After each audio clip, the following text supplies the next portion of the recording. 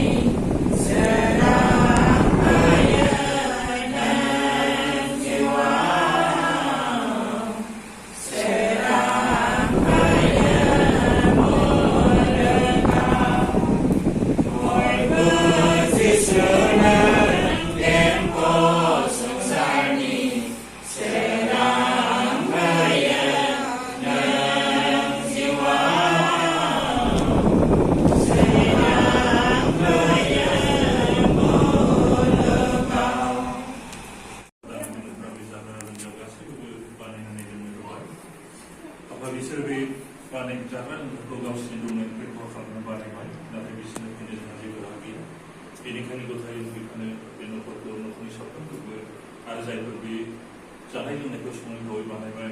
साफ्रोमबो नोंबो थायो साफ्रोम जिउनि सानाव संनायखौ जे जाहाथे साफ्रोमबो मोजां बोसोर मोजां देहा मोजां जिउ लानानै गावनि हाबाफारिखौ मोजाङै मावनो हाथोंसै आरो रंजानो थानो हाथोंसै आरो आबादानो जों बेफोरखौ जानानै लोंनानै जोंबो जोंनि जिउआव देहा गोजोनै होनो हानाय बायदि बेफोर गासै जाग्रा लोंनाय सारफोरखौ जे बेखौनो बिबाया जोंनि सासुराव खालामनो गासैखौ इसोरजों हाबाजों